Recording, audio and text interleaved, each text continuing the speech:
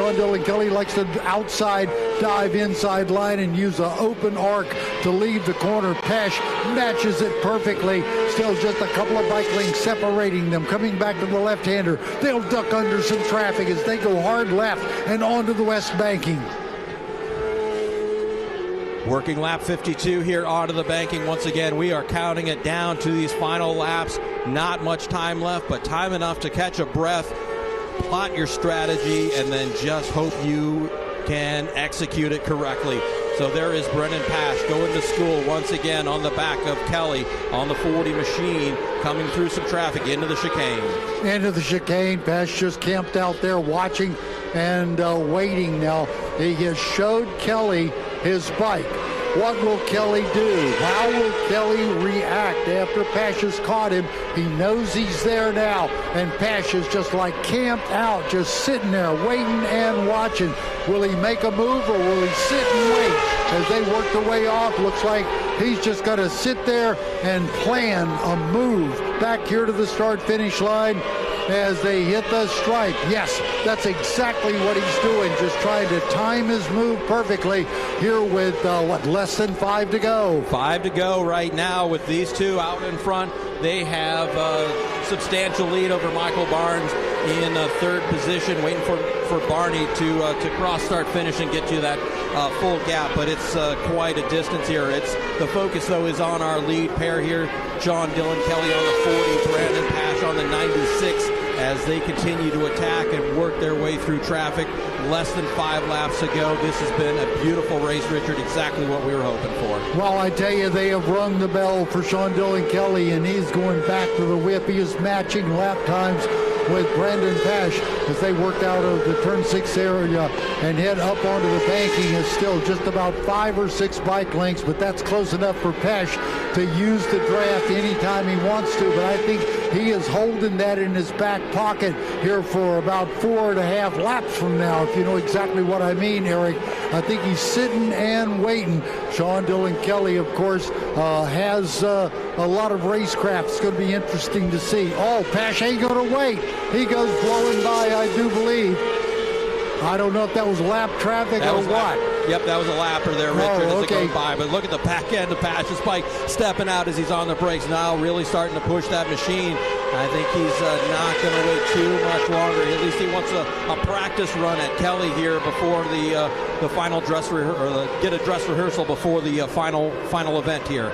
They saw a lot of that early on in that first group drafting we saw there with the double and triple drafts, but he knows how a single draft works as well as they make the run off the banking. Sean Dylan Kelly trying to build some kind of cushion back up. That cushion was awful comfortable, but now he has completely lost it, and he's going to have to do some work to try to get away from this Pash kid. Great job by the lap traffic at getting absolutely out of the way of that battle going to turn 1. That could have got a little bit ugly, but they went way wide and let the lead 2 just keep doing what they're doing. Did you see that? Sean Dylan Kelly with a big slide out of turn 3. And Pash is on him. Oh, boy. Here we go. Sean Dylan Kelly grabbing a big fistful of throttle. He was able to body English it back up on its wheels and save it. But Pash is there, knocking on the door. They go to the left-hander, just about 4 bike lengths, perfect drafting distances. Pash has really got the worry mode on Kelly, and he is right there. Kelly is going to be shaken if he's not already, because he knows that Pash has some motor and a draft to play with here at the end of this event. But for right now, Pash just kind of saying, here I am, baby. Watch me. I'm right on your back tire. They work the back straight away with more traffic. Yeah, Pash having a little bit of trouble with the traffic as they got out of the banking, as Kelly able to get just a little bit of a gap, but Pash's worked some other traffic to get right back up to him. Here they go again. More lap traffic to get through. Pash is right there, so really hasn't lost much, maybe half a tenth of a second through that back section here. Up on the banking, that will disappear. The draft just taking effect right here. Pash will get right on his backside.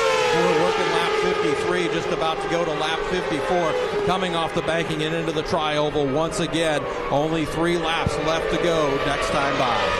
Yeah, 3 laps, 12 miles into turn 1, across start finish. Pash really pushing into turn number one. Sean Dillon Kelly's last lap, a 150.6, matched equally by Brendan Pash as they work back into the infield again. Less than 3 to go. Eric? Let's see, Kelly's holding up really well to the pressure that Pash has been putting on him, but Pash has held back just a little bit. Of course, they've had to deal with a lot of traffic here these last 3-4 laps. Again, Kelly, for the first time, looks back to see where Pash is to try and get a gauge of him as they're coming up on one more piece of traffic here. So maybe he's beginning to worry a little bit, or maybe he's just strategizing a little. Definitely worried a little bit. He's done seen that machine of Pash too many times, I do believe, and there's not a lot he can do about it either. If Pash is just going to sit there and bird dog him for the next 3.5 laps or 2.5 laps, then so be it. He's just going to have to come up with some kind of plan to either draft or repass or something. But right now, I think Pash has the upper hand if he can just stay close enough for that final run. And boy, he is pushing it on the brakes to stay close to Sean Dillon Kelly into the chicane. Here's some traffic, and Pash will have to deal with it right in the middle of the chicane. That could cost him. No, it didn't really cost him that much, but it did. Oh, it did. Oh, he did. Big time. Oh, I thought that was the other guy. No, you're right. He got caught big. Now he's got to do a 49 in the worst fashion right now to get back even. Sean Dillon Kelly, that might be the break he needed. Coming to the strike, 2 laps to go. I think that's Teague Hobbs that's right behind him, so that a bike that's that quick, if he doesn't mix it up too much with that lead group, could help Pash just being able to stay behind him and help him with the draft. Let's see what happens here. So right now, Pash right on the back of it. Let's hope Teague Hobbs doesn't get mixed up too much in this. Maybe can help Pash just a little bit here and when it comes to the drafting, but they continue to carve through this traffic on the infield. Oh boy, just watching Sean Dillon Kelly's body English, using the twist of his body to actually circumvent the slide of the tire is something beautiful to watch. A young 18-year-old kid doing that.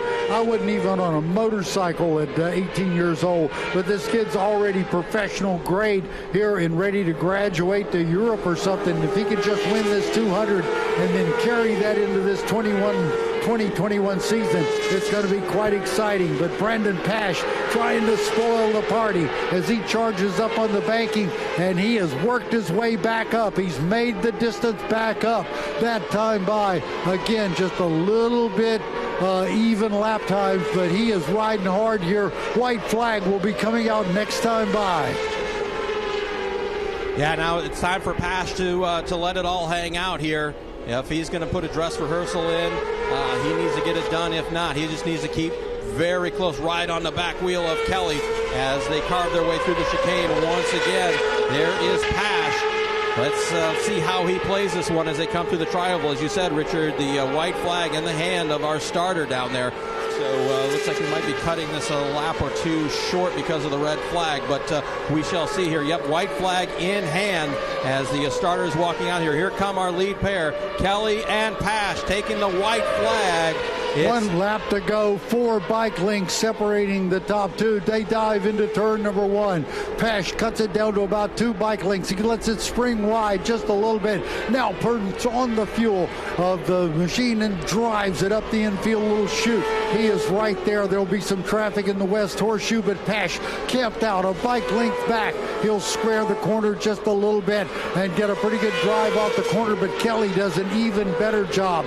Now we'd like to remind everyone will make history today as Julie Jinsom will be handling the checkered flag. First female ever flagman to flag the Daytona 200. That's coming up in less than half a lap. Over in the West Horseshoe, they're just 2.5, 3 bike lengths apart. Kelly trying to stretch it out. More traffic going to the wall in turn 6. Let's see how they deal with this last little bit of traffic here coming out of the turn 6 and onto the banking for the final time. It is Pash lining up Kelly as they come up onto the banking. We'll get really close. They'll use this traffic as a little bit of a draft here. Who's going to use it better here? They won't have to worry about getting held up, at least at this point. Taking a gander out of the backstretch. Traffic shouldn't be too much about, well, they are going to come up into traffic here as they approach the chicane. So let's see how this factors in. Kelly, Pash into the chicane for the final time.